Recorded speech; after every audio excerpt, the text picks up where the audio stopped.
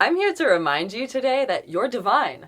Though, of course, part of you could never forget that anyway. Consciously cultivating that deep inner knowing can bring massive comfort, empowerment, and possibility to this life. So, we're going to practice literally seeing ourselves as divine, with a twist on a technique that hails from Tibetan tantric Buddhism, which first crossed my path when I read the book Introduction to Tantra, The Transformation of Desire by Lama Yeshe. The idea is to see whatever you are perceiving with your senses as the rainbow light body of the deity you're practicing. What does that mean? As I understand it, the rainbow light body is the transformational truth underneath the illusion of physical appearances. It's experiencing the pure, complete, infinite, non-dual nature of reality. It's seeing the magic that actually is the ordinary. And tantric practitioners often focus on working with one deity of their choice at certain times along their path. Though really, all deities and all differentiations essentially dissolve into oneness at the very heart of everything. So we can actively admire ourselves, not taking pride in solid flesh and bone, but by literally envisioning the sparkling, multicolored skin of our divine rainbow light body, the God-Goddess source energy that we are. This is sort of something we've seen before. Scenes of Venus, the Roman goddess of love, gazing approvingly at herself in a mirror, were popular throughout the Renaissance and Baroque periods of European art, because it started as a popular theme in the ancient Hellenistic world where Aphrodite was the goddess of love, and one of her common attributes was a mirror. According to the blog The Mirror Palace, this is thought to be because the astrological symbol for the planet Venus, the alchemical symbol for copper, and the symbol representing females are all the same, the circle atop an inverse cross. And mirrors of the ancient world were often made of highly polished pieces of copper. Their reflective quality linked them to ideas of beauty and imagination, which are both also embodied by this particular goddess. Anyway, Veronese made some such paintings. Rubens had a go. Velázquez did one of the most famous ones today, of which this is a print. Here's one by Annibale Carracci. And Titian and his workshop turned out like 15 different versions. This might be his first rendition, done all in his own hand, and the one he kept with him the rest of his life, according to the National Gallery of Art in Washington, D.C. We can even see how this motif crept down the centuries in this impressionist work by Berthe Morisot. Can we blame Venus for enjoying her reflection? She's a fine piece of divinity, exalted, almost unearthly, unmarked by the coarseness of human existence. Quite unlike us. Or is she just like us? This is where stripping back our mundane perceptions comes into play. By taking away the false sense of separation we've been conditioned into, gods above, mortals below, we can read the image with a different truth in mind, that all is one, and we're as divine as Venus. Genre scenes showing just regular women with mirrors have often been construed as admonitions against vanity, or reminders of the fleetingness of beauty. That's some old paradigm stuff too. We're source itself, remembering our eternal, unified perfection, freeing ourselves from the fear, shame, and competition of limited, linear time-based awareness.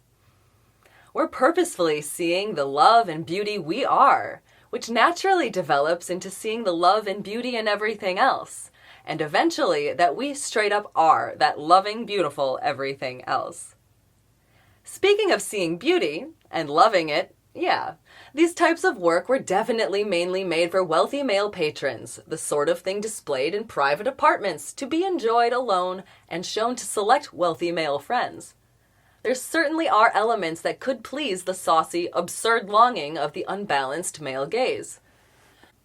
Though, during the Renaissance, ideals of love were also tied up with ideals of contemplating beauty in a more philosophical sense. I can roll with that, because beyond romantic love, I feel the real ideal love is the divine love we all are, without even having to try to be. It's the rainbow body of light, the fabric of our being, Living in that awareness brings both humility and healthy pride. It means seeing everything and everyone as truly equal and encourages self-love over self-criticism. Let's do a meditative exercise to behold our rainbow body of light and fully inhabit our divinity. Taking a deep breath or two. Close your eyes if you'd like, and allow all 7 of your main chakras to ease open into a receptive state and begin to glow a bit stronger in their colored light that spans the visible spectrum. From red at the root, orange at the sacral chakra, yellow gold at the solar plexus, green dappled with pink at the heart, sky blue at the throat, indigo purple at the third eye, to pale white-violet gold at the crown. Next, imagine yourself in a pleasant space, approaching yourself in a mirror hung before you on a wall, or, if you prefer, holding a smaller hand mirror up to your face. And briefly observe yourself, whatever you'd consider to be your average, day-to-day physical appearance. Perhaps notice, is this a neutral or negative feeling experience for you? It's helpful to be honest if you're uncomfortable looking directly at yourself, to ask why and try to hear the heart's answer. It can bring up things to accept about yourself or beliefs you're holding about yourself that aren't working to uplift you, for you to sort out later. Then, bring your awareness to the understanding that everything that seems commonplace or concrete on this earth plane, including what you think is you, is but the pristine light of consciousness. And watch as your skin begins to change and take on all the tones of a shimmering, translucent rainbow. This brilliant rainbow light spreads across your whole body, down your face and neck and torso, your arms and hands, legs and feet. You may get warm, tingly, or billowing sensations. You may feel like you're sliding into a familiar frequency, or you may not feel much at all. Simply release all active thought into this rainbow transformation. Flow into it, into a place of higher knowing. Let your personality melt away into a pleasurable meaninglessness. Merely be alert to this rainbow light continuing to move within and around your body. It dances through each of your organs, cells, organelles, strands of DNA, molecules, atoms, the empty space inside your atoms, all the layers of your aura, the sacred geometries that make up your physical body and energetic matrix, and the very essence of your soul's vibratory signature. Look in the mirror again. See yourself, the same figure as before, but now positively incandescent, glowing with all colors, fully inhabiting your lustrous rainbow light body, utterly stripped of illusions. This is the glorious countenance of your true nature as consciousness, as the divine. Then inspect the space around you. See how it's been flooded with the same rainbow light, and feel yourself totally melding into it, without any separation or difference, and feel how it, in turn, melds into all other space. You can just choose to stay here now for a while, held in this blissful state, or you can bring to mind a particular person or situation in your life that you felt distressed or disappointed by lately. Picture that person, that situation, dissolving into a vast empty field of rainbow light. See how, with your mere intention, they or it dissipates like minuscule grains of colorful, glittering sand. Whoosh! Gone into wholeness, along with your negative perceptions. Whatever you've been doing, bring your attention back to your own rainbow body.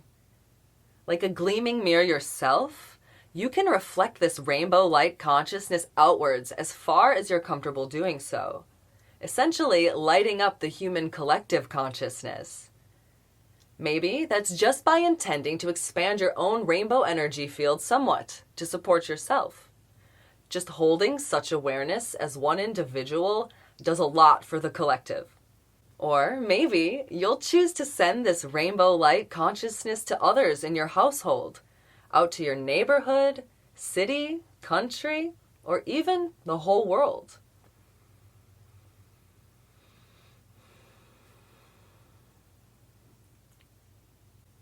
When that feels complete for you, you can simply intend to run some integrative energy through your system, sealing up any changes or upgrades that have occurred for you on all levels, and intend the same for those you've reached out to. And then, skin still shining, take a moment to ground yourself, settling your awareness fully back into your body and surroundings, feeling weightier, letting your energy sink down and mingle into that of the earth, all while remembering your existence and everything's existence as this divine rainbow light, keeping the truth of it wrapped around you like a protective cloak. Ooh, welcome back, divine being. So, I encourage you to not just do this in meditation mode. You can literally be standing before the mirror, fixing your hair, brushing your teeth, whatever, and practice seeing your rainbow light body shining through in average-seeming moments. Or even just by looking down at your body while standing in line at the store or walking down the street, wherever. If you find yourself in crisis mode, struggling with guilt, doubt, self-hatred, etc., look for your rainbow light body below the surface of your skin instead of scorning yourself. Remember your quintessentially clean, sacred character as source consciousness. And as rainbow light really is a unifying force, encompassing all colors equally, go on and whip it out when in conflict with others. Make it an instant reflex anytime you feel a flicker of annoyance with someone else, to dissolve them and the circumstances and friction between you into twinkling rainbow tones in real time, before conversations explode and nasty vibes begin their snowball effect. Thanks so much, as always, for joining me. Let me know how this goes for you, and I will see you next time.